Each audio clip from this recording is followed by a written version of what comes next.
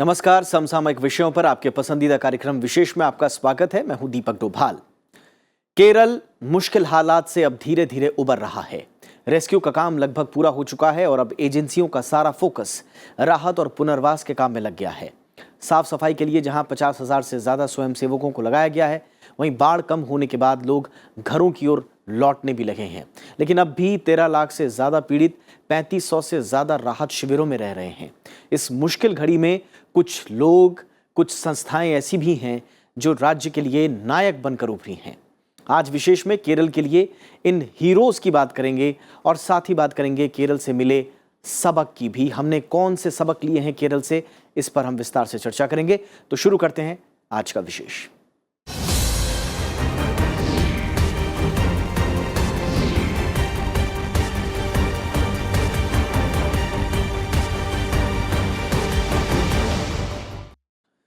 तो केरल में बचाव अभियान खत्म होने के बाद अब सरकार का पूरा जोर साफ सफाई और लोगों को जल्द बुनियादी सुविधाएं मुहैया कराने पर लग गया है। साफ सफाई के लिए जहां हजारों स्वयंसेवकों को लगाया गया है, वहीं साफ पानी पहुंचाने के लिए जलापूर्ति लाइनों को तेजी से ठीक किया जा रहा है।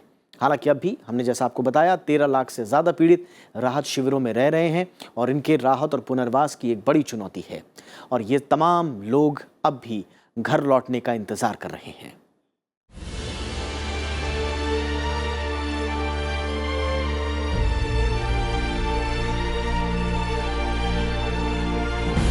केरल में बाढ़ में फंसे पीड़ितों को बचाने का काम पूरा हो गया है। ज्यादातर इलाकों में पानी उतर गया है। भीषण बाढ़ की त्रासदी झेलने के बाद केरल सरकार अब उन तमाम जगहों की सफाई के मुश्किल काम में जुट गई है जहां से बाढ़ का पानी उतर गया है। 8 अगस्त से बाढ़ से जुड़ी घटनाओं में 231 लोगों की जान गई है। दक्षिणी नौसेना कमांड ने बुधवार को बाढ़ पीड़ित केरल में 14 दिन का अपना बचाव अभियान बंद कर दिया है। नौसेना की ओर से कहा गया है कि प्रभावित इलाकों में पानी घटने के कारण लोगों को निकलने के लिए और कोई अनुरोध सामने नहीं आया है। राज्य प्रशासन और आपदा राहत अभियान में सहायता के लिए नौसेना ने 9 अगस्त को ऑपरेशन मदद शुरू किया था। अब दक्षिणी नौसेना कमान ने ऑपरेशन मदद के लिए तैनात सभी बचाव टीमों को वापस बुला लिया है। अब राहत एजेंसियों का जोर घरों और सार्वजनिक स्थानों की सफाई पर है। इसके लिए स्वास्थ्य और स्थानीय विभागों के तहत 3000 दस्ते तैयार किए गए हैं। इन दस्तों ने घरों और सार्वजनिक स्थानों से गंदगी हटाने का काम शुरू कर दिया है। These people, when they go back home, see, in the relief camps, they are being fed by the district authorities, by the state governments, but they have to leave now that the water level is going down. You need to restore homes, so we need hundreds of thousands of people who can go and clean up houses, volunteers. Number 2, we need electricians to restore electricity. We need carpenters to restore homes. We need plumbers because the entire sanitation is gone. And we need plenty of dress. Everybody has lost. They have no dresses to wear. They came to the camp with no change, and even today they are living with that. So we need millions of pieces of clothes now.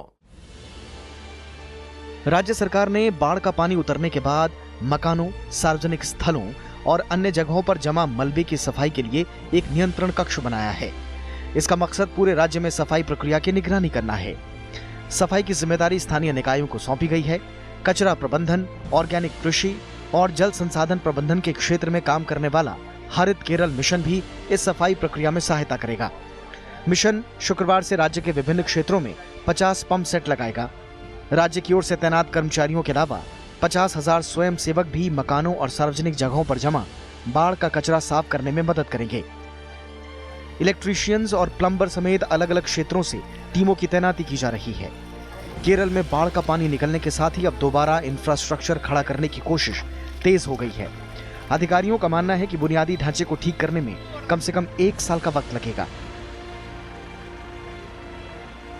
Number of ponds have been washed away, number of culverts have been washed away.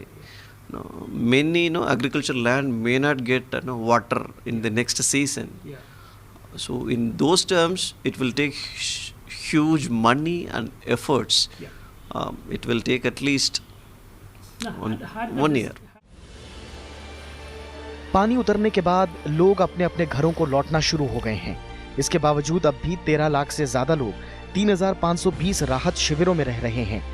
राहत कार्यों की निगरानी कर रहे मुख्यमंत्री पिनराई विजयन ने गुरुवार को राज्य के विभिन्न राहत शिविरों का दौरा किया। लोगों को साफ पानी मुहैया कराना बड़ी चुनौती है। केरल जल संसाधन प्राधिकरण ने प्रभावित क्षेत्रों में सुरक्षित पेयजल मुहैया कराने की दिशा में कदम उठाए हैं। बाढ़ के दौरान 1089 जलापूर्ति लाइनें प्रभावित हुई थीं। इनमें से 800 से ज्यादा को सुधार लिया गया है, जबकि अन्य को जल्द ही ठीक कर लिया जाएगा। बाढ़ का पानी उतरने के बाद दूषित पानी से होने वाली बीमारियों को रोकने का काम भी जारी है।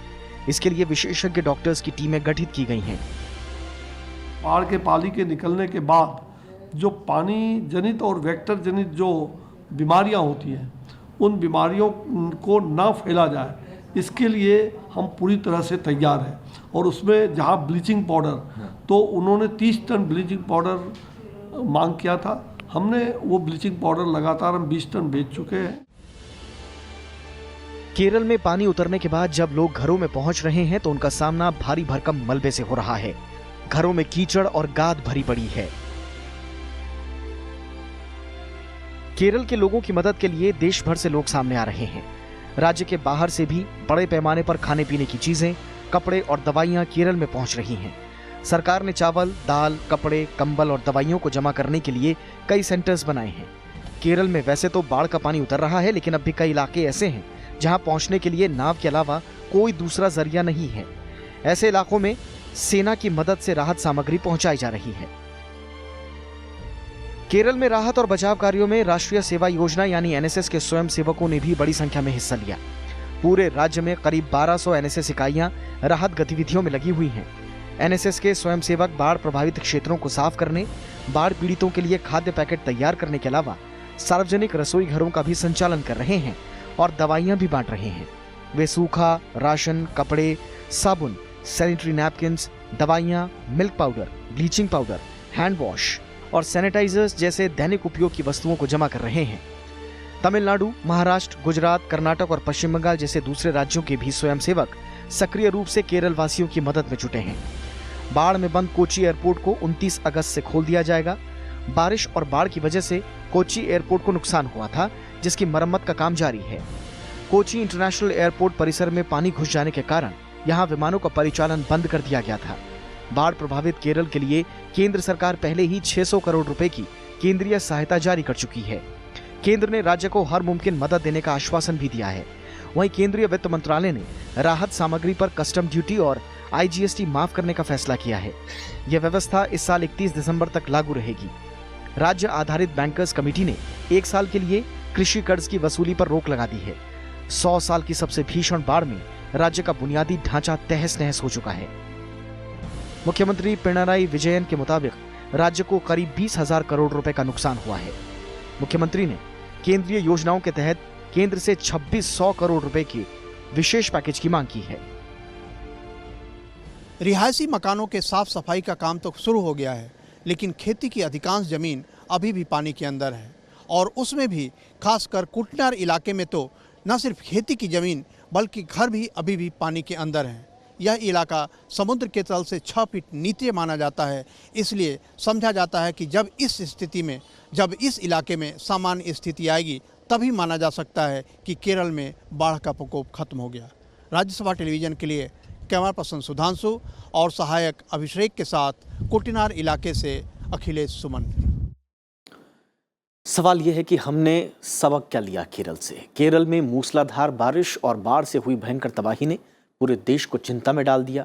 प्रकृति की ओर से दी जा रही बार बार की चेतावनी से अब सबक लेने का वक्त आ चुका है।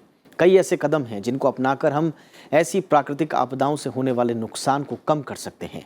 सवाल ये है लगातार जो हम पूछ रहे हैं कि हमने सबक क्या लिया। चूंकि हर आपदा हमें कुछ न कुछ सीख दे जाती है, इसलिए अब बात करते हैं उन सीखों की जो केरल हमें दे रहा है। 100 साल की सबसे विनाशकारी बाढ़ की वजह से केरल को भारी नुकसान का सामना करना पड़ रहा है। केरल जैसे राज्य में इस तरह की बारिश और बाढ़ एक असाधारण घटना है। केंद्र सरकार ने केरल की बाढ़ को गंभीर प्राकृतिक आपदा घोषित कर दिया है। बाढ़ ने केरल के इंफ्रास्ट्रक्चर की कमर तोड़ दी है। लोगों की जानमाल के नुकसान के अलावा अंदाजा लगाया जा रहा है कि केरल को करीब 20,000 करोड़ रुपए का नुकसान हुआ है। केरल के 14 में से 13 जिलों में बाढ़ का असर देखा गया। केरल के 9 जिले समुद्री तट से मिलते हैं। इस बाढ़ में सबसे ज्यादा तबाही इडुक्की जिले में हुई। यहाँ खेत खलिहान से लेकर घर तक पानी में डूब चुके हैं। इसके अलावा मलप्पुरम, कोट्टयम और एर्नाकुलम में भी काफी तबाही हुई। इस बाढ़ से 10,000 किलोमीटर से ज्यादा की सड़कें तबाह हुई हैं। साथ ही 134 पुल भी बुरी तरह से ध्वस्त हो गए। 1 लाख से ज्यादा घर तबाह हो गए।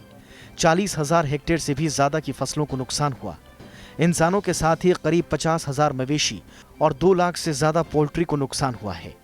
सबसे ज्यादा नुकसान पर्यटन उद्योग को उठाना पड़ा है, जो राज्य की जीडीपी में 10% का योगदान देता है। बताया जा रहा है कि करीब 80% बुकिंग कैंसिल की जा चुकी हैं। साथ ही पर्यटन से जुड़ा दूसरा इंफ्रास्ट्रक्चर भी खासा प्रभावित हुआ है। हवाई, ट्रेन और मेट्रो सेवा को भी भारी नुकसान पहुंचा है। सवाल उठता है कि क्या इस भारी नुकसान को कम किया जा सकता है? जानकारों का कहना है कि इतनी बड़ी त्रासदी के लिए हम तैयार नहीं थे। ये एक अनप्रेसिडेंटेड इवेंट है। ये हर बार ऐसा नहीं होता है, पहली बार ऐसा हुआ है कई सालों के बाद, कई शताब्दियों के बाद। तो इसलिए इसमें we were probably caught unawares. मैं समझता हूँ कि हम प्रिपेयर्ड नहीं थे इतना बड़ा चीज़ के लिए। केरल में कम समय में भारी बारिश तो बाढ़ के लिए जिम्मेदार है ही। इसके अलावा बांधों से बड़े पैमाने पर पानी छोड़ा जाना हालात को और बिगाड़ गया। केरल में 41 छोटी बड़ी नदियां हैं जो अरब सागर में मिलती हैं। इन नदियों पर 80 बांध हैं। ज्यादा बारिश से इडुक्की और इडामाल्यार समेत 80 बांधों में जल का स्तर क्षमता से ज्यादा हो गया, जिससे बांधों से पानी छोड़ना पड़ा। इन सभी बांधों के गेट खोलने की वजह से राज्य में बाढ़ के हालात और गंभीर हो गए। वाटर लेवल बढ़ने के साथ ही एक एक करके इडुक्की बांध के 5 गेटों को खोला गया। ऐसा 26 सालों के बाद किया गया। इससे पहले साल 1992 में यहाँ के गेट खोले गए थे। जानकारों का मानना है कि बांधों से समयबद्ध तरीके से धीरे धीरे पानी छोड़ा जाता तो केरल में बाढ़ इतनी विनाशकारी नहीं होती। इसके अलावा बांधों से पानी छोड़े जाने से पहले स्थानीय लोगों को पहले से अलर्ट करने की भी जरूरत थी। केरल सरकार ने भी सुप्रीम कोर्ट में दाखिल हलफनामे में माना है कि इडुक्की जिले में स्थित मुल्ला पेरियर बांध से अचानक पानी छोड़े जाने से हालात इतने बिगड़ गए। जो है डैम्स का एक कैपेसिटी होता है कि इतना से ज़्यादा हम पानी उसमें स्टोर नहीं कर सकते हैं। तो जब डैम में पानी पूरा भर जाता है तो पानी आपको छोड़ना पड़ता है। अगर आप नहीं छोड़ेंगे तो और भी डेंजरस हो सकता है। तो इसलिए डैम्स से पानी छोड़ दिया गया है। तो जब पानी छोड़ दिया गया है कि मुझे ये नहीं पता है कि प्रॉपर वार्निंग दिया है कि नहीं दिया है, क्योंकि डाउन स्ट्रीम बहुत सारे वहाँ पे सेटलमेंट्स होते हैं, बहुत सारे गाँव में लोग रहते हैं। और केरला में एक बहुत ही अजीब सिचुएशन ये है कि कहाँ पे शहर ख़त्म होता है और कहाँ पे गांव शुरू होता है, ये पता करना बहुत ही मुश्किल है। बांधों में कितना पानी है और आपात स्थिति में इसमें से कितना पानी छोड़ा जाना चाहिए, इसकी भी योजना पहले से तैयार होनी चाहिए। जानकारों का कहना है कि ऐसी योजना पर पहले से काम कर जानमाल के नुकसान को कम किया जा सकता है। तो पूरा स्टेट को एक तो सबसे पहले कंप्यूटराइज्ड जीआईएस मैपिंग हो जाना चाहिए। कहाँ कहाँ पे पॉपुलेशन है, कितना कितना पॉपुलेशन है और किस एलिवेशन पे वो लोग हैं। और अगर हम इन डैम्स में से अगर पानी हम छोड़ेंगे तो कितना लेवल तक पानी ऊंचा उठेगा, ये सारा पहले से हमको प्रिपेयर करके रखना चाहिए। और लोगों को बताना चाहिए कि भैया आप इन एरियाज़ में बिल्कुल no construction permitted in these areas. पूरा स्टेट का एक नक्शा बना लो और उसमें से एक लाल रंग का या कोई भी रंग एक मार्क कर दो और कह दो कि भैया ये डेंजर जोन से यहाँ पे कोई भी आदमी मकान नहीं बनाएंगे। 2011 में माधव गाडगिल समिति ने कई इलाकों को पारिस्थितिकी के लिहाज से पूरी तरह से संवेदनशील करार दिया था और इन इलाकों में खनन और दूसरी गतिविधियों को कम करने की सिफारिश की थी। हालांकि राज्य सरकार के विरोध की वजह से इस पर अमल नहीं किया गया। नदी के किनारे बड़ी संख्या में अवैध निर्माण कार्य जारी रहा। पर्यावरण के जानकारों का कहना है कि पारिस्थितिकीय रूप से नाजुक इन इलाकों को संरक्षित करने को लेकर गाडगिल समिति की रिपोर्ट को लागू किया गया होता तो इस त्रासदी को सीमित किया जा सकता था। गाडगिल कमेटी की रिपोर्ट है या और भी ऐसे रिपोर्ट्स हैं, उसमें ये होता है कि जो इकोलॉजिकली सेंसिटिव एरियाज हैं वहां पे जो ह्यूमन एक्टिविटीज हैं उनको काफी लिमिट किया जाए, ताकि कोई भी एरिया अपने नेचुरल एम्बियंस के साथ रहे। उनके जंगलों में वो कैपेसिटी होती है कि वो पानी को रोकें, उनकी नदियों को जो मानसून में चौड़ाई से बहती हैं वहां पे पॉपुलेशन न बसाया जाए, फ्लड पेन पे कम से कम कंस्ट्रक्शन किए जाएं। पर्यावरण के साथ छेड़छाड़ भी बाढ़ को ज्यादा विनाशकारी बना देती है। पर्यावरणविद केरल में भीषण बाढ़ के लिए जंगलों की कटाई को भी दोष दे रहे हैं। इनका मानना है कि भारत के जिन जिन हिस्सों में वनों की कटाई की गई है वहां कम समय में भारी बारिश से पहले भी तबाही मची है। यानी विनाशकारी बाढ़ को पर्यावरण से छेड़छाड़ का नतीजा भी कहा जा सकता है। प्रकृति के साथ खिलवाड़, बेतरतीब विकास, बड़े पैमानों पर वनों की कटाई और नदियों के आसपास होते अवैध खनन के चलते समुद्र का जलस्तर भी ऊंचा होता जा रहा है। नदियों के आसपास निर्माण गतिविधियों से नदियों के आजादी से बहने के अधिकार का उल्लंघन हुआ है। नदियों के प्राकृतिक प्रवाह का बाधित होना भी चिंता की बात है। बेलगाम खनन के कारण केरल की नदियों पर संकट आया। खनन से बने खड्डों ने नदियों की सेहत खराब कर दी। नदियों में आने वाले प्लास्टिक ऊपर से आई गाद के साथ उनके तल में जम जाती हैं, जिनसे उनका प्रवाह स्तर ऊपर उठता जाता है। इसमें नदियों को जोड़ने में बहुत सारे इम्प्लीकेशंस हैं, एनवायरमेंटल इम्प्लीकेशंस हैं। तो और जोड़ना उतना आसान भी नहीं है, क्योंकि ये नेचुरल नदी जो है एक नेचुरल फॉर्मेशन है based on the natural slopes and so on and so fourth. और नदी के साथ में एक पूरा एनवायरमेंटल इकोसिस्टम और इकोलॉजी जुड़े हुए हैं। तो उसको अगर आप एक नदी को दूसरा नदी से जोड़ देंगे तो इसका मतलब ये पूरा इकोलॉजी कंप्लीटली बदल जाएगा। तो मेरे हिसाब से वो नहीं होना चाहिए, because that will only further degrade the environment. एक नदी को दूसरा नदी से जोड़ना नहीं चाहिए मेरे हिसाब से। प्रकृति के साथ तालमेल के साथ विकास, ये वो मंत्र है जिससे प्राकृतिक आपदाओं में नुकसान को कम करने में मदद मिल सकती है। केरल सहित देश के कई राज्यों में आई बाढ़ से सबक लेते हुए हमें जंगल, नदियों और पहाड़ों का महत्व समझना होगा। पहाड़ों पर बढ़ते अतिक्रमण और अनियोजित विकास के नाम पर वनों के विनाश को हमें रोकना होगा। इसके साथ ही बारिश के पानी के निकास की योजना पर भी खास ध्यान देने की जरूरत है। लीना शर्मा के साथ ब्यूरो रिपोर्ट, राज्यसभा टीवी। और केरल में आई बाढ़ ने समाज के सामने कुछ नायकों की तस्वीर भी उकेरी है। ये वो नायक हैं जो अपने कर्तव्यों को निभाते हुए निस्वार्थ भावना से मानवता की सेवा की मिसाल कायम कर रहे हैं।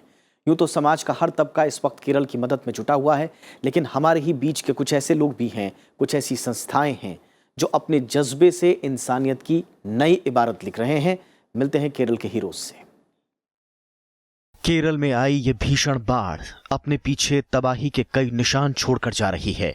ये ऐसे निशान हैं जो आने वाले कई सालों तक केरल के बाशिंदों के दिलों में ताजा रहेंगे। लेकिन केरल के मुश्किल हालातों ने कई ऐसी मिसालें भी सामने रखी जो लोग लंबे वक्त तक नहीं भूल पाएंगे। सोशल मीडिया से लेकर खबरिया जगत में ऐसे कई हीरोज सामने आए जिन्होंने केरल वासियों के दर्द को न सिर्फ बांटा बल्कि उसे कम करने में भी मदद की। कहीं किसी ने जान की बाजी लगा दी तो कोई अपना फर्ज निभाते हुए तमाम चुनौतियों को पार कर गया, तो कहीं किसी ने निस्वार्थ भाव से मदद के हाथ उठाकर मुश्किल में फंसे केरल वासियों के चेहरे पर एक मुस्कान लाने में मदद की। केरल के नायकों की ये फहरिस्त बहुत लंबी है। इसमें कई जाने पहचाने लोग और संस्थाएं हैं तो कई गुमनाम चेहरे। The military, the paramilitary forces, the NDRF, and the Kerala police, and the people of Kerala at large, and the fishermen community, they are the big heroes of this, and they're an amazing job. They come together. NDRF यानी national disaster response force यानी राष्ट्रीय आपदा मोचन बल इस फहरिस्त में सबसे अग्रणी संस्थानों में से एक है। 2006 में अपनी स्थापना से ही ये दल देश में आई हर प्राकृतिक आपदा में लोगों की मदद करने में सबसे आगे रहा है। केरल में भी एनडीआरएफ की करीब 58 टीमों ने 25,000 से ज्यादा लोगों को सुरक्षित स्थानों पर पहुंचाया, जबकि अब भी ये दल लोगों को राहत पहुंचाने के कामों में दिन रात लगा हुआ है। दूसरी तरफ भारतीय सेना के तीनों अंग यानी सेना, नेवी और एयरफोर्स के जवान भी हर मुश्किल से पार पाते हुए लोगों को बचाने में जी जान से जुटे रहे। नेवी के ऑपरेशन मदद ने 9 अगस्त से हजारों लोगों को सुरक्षित स्थानों पर पहुंचाया। ये ऑपरेशन अब बंद कर दिया गया है, लेकिन सेना और एयरफोर्स का काम अब भी जारी है। दुर्गम इलाकों में मदद पहुंचाने की बात हो या लोगों को सुरक्षित जगहों पर पहुंचाने का काम, सेना और एयरफोर्स पूरी जिम्मेदारी और मुस्तैदी से इस काम में जुटे हुए हैं। देख रहे हैं इन ट्रकों से ये सामान राहत सामग्री जा रही है, इस नाव में लादी जाएगी और उसके बाद इस नाव में सैनिक बैठकर जाएंगे और उनको उनके घर तक सामान पहुंचाएंगे। तो इस तरह इस नाव को लेकर सेना के जवान इस पानी के अंदर जा रहे हैं। सब कुछ है जो आदमी को अपने घर में कुछ समय के लिए रहने को जरूरी है. How long you are in this village? 7 weeks, 7 weeks. 7 More weeks? than 7 weeks. 7 weeks you are in this situation. So how are you spending your days here? We are not getting any food, anything. Now only some people are getting some food and materials. इसके अलावा स्थानीय प्रशासन और खासकर SDRF की टीमों का भी सहयोग बेहद सराहनीय रहा. बिना स्थानीय प्रशासन की मदद के एनडीआरएफ और सेना की टीमें शायद इस मुश्किल काम को अंजाम नहीं दे पाती. ये वो लोग हैं जो अपने कर्तव्यों का निर्वहन करते हुए केरल की मदद कर रहे हैं, लेकिन कई ऐसे लोग और संस्थाएं भी हैं जो खुद आगे आकर मानवता की मिसाल पेश कर रहे हैं. आरएसएस से जुड़ी संस्था सेवा भारती भी ऐसा ही एक समूह है जिसने केरल की बाढ़ में फंसे लोगों को मुश्किलों से उबारने में सराहनीय काम किया. केरल के चेंगन्नूर के पांडार में इस संस्था के कामकाज का जायजा हमारे संवाददाता अखिलेश सुमन ने भी लिया.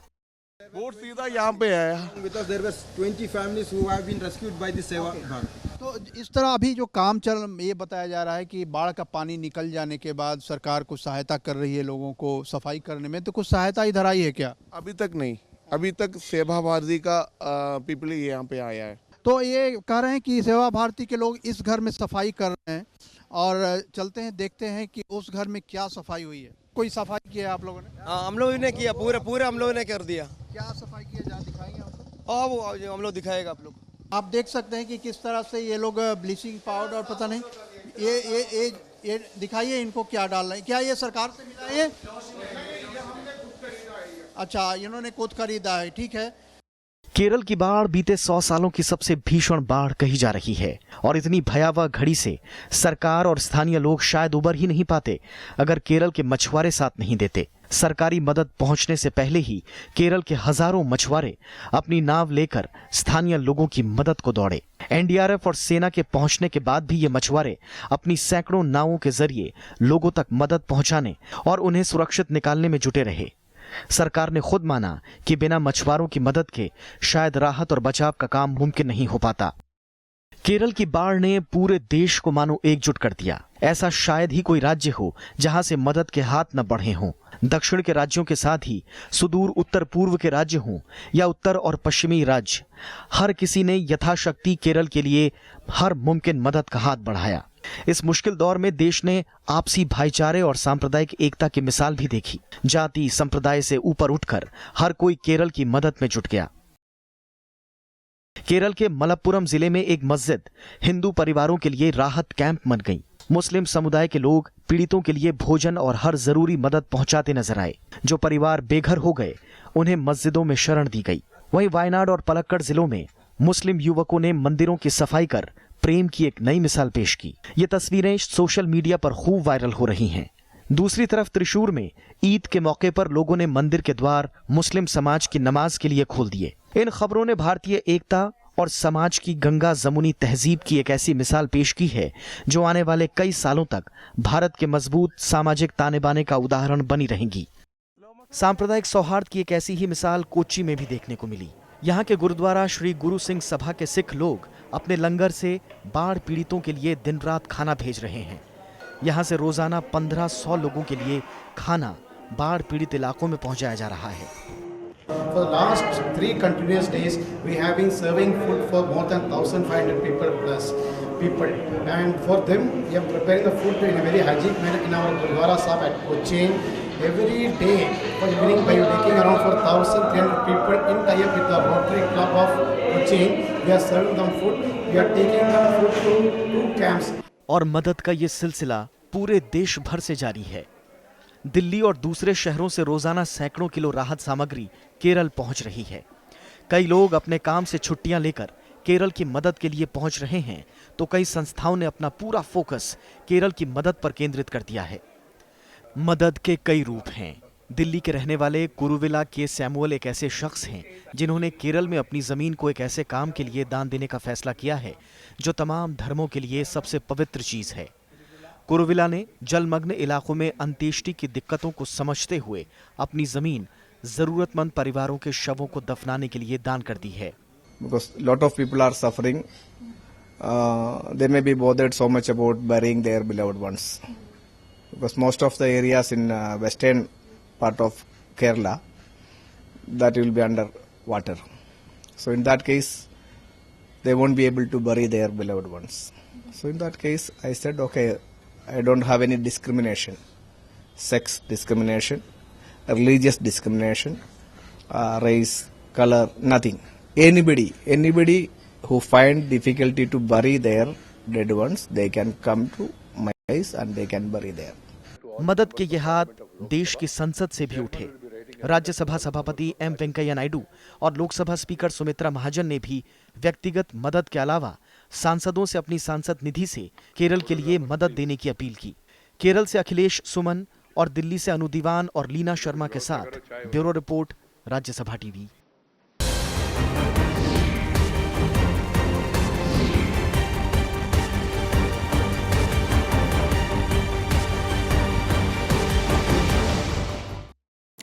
तो ये था आज का विशेष। इजाजत दीजिए, नमस्कार।